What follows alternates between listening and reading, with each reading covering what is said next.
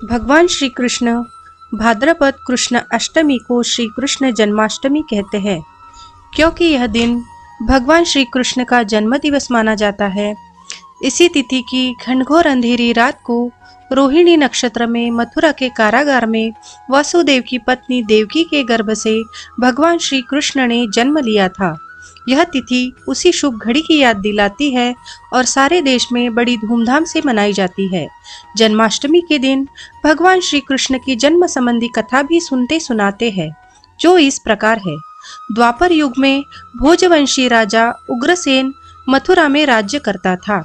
उसके आतताई पुत्र कंस ने उसे गद्दी से उतार दिया और स्वयं मथुरा का राजा बन बैठा। कंस की एक बहन देवकी थी, जिसका विवाह वासुदेव नामक यदुवंशी सरदार से हुआ था। एक समय कंस अपनी बहन देवकी को उसकी ससुराल पहुंचाने जा रहा था। रास्ते में आकाशवाणी हुई, हे कंस, जिस देवकी को तू बड़े प्रेम से ले जा रहा है, उसी में तेरा काल बसता है। इसी के गर्भ से उत्पन्न 8वां बालक तेरा वध करेगा। यह सुनकर कंस वासुदेव को मारने के लिए उद्यत हुआ। तब देवकी ने उससे विनय पूर्वक कहा, मेरे गर्भ से जो संतान होगी उसे मैं तुम्हारे सामने ला दूंगी।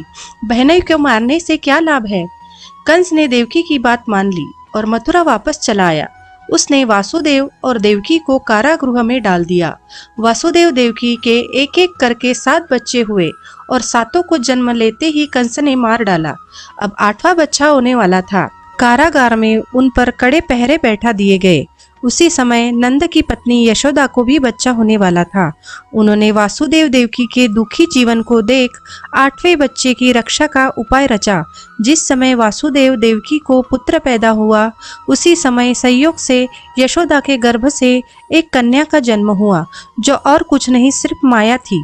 जिस कोठरी में देवकी वासुदेव कैद थे, उसमें अचानक प्रकाश हुआ और उनके सामने शंख चक्र गदा पद्म धारण किए चतुर्भुज भगवान प्रकट हुए।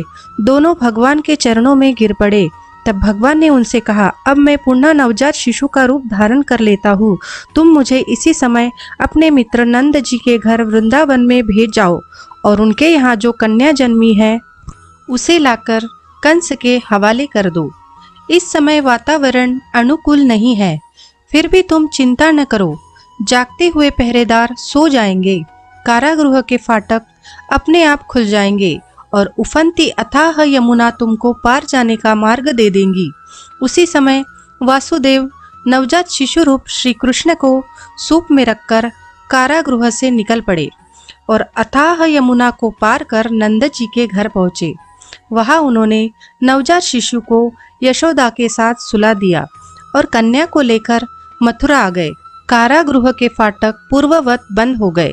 अब कंस को सूचना मिली कि वासुदेव देवकी को बच्चा पैदा हुआ है। उसने बंदी गृह में जाकर देवकी के हाथ से नवजात कन्या को छीनकर पृथ्वी पर पटक देना चाहा, परंतु वह कन्या आकाश में उड़ गई और वहां से कहा, अरे मूर्ख, मुझे मारने से क्या होगा। तुझे मारने वाला तो वृंदावन में जा पहुंचा है। वह जल्द ही तुझे तेरे पापों का दंड देगा। यह है कृष्ण जन्म की कथा। जय श्री कृष्ण।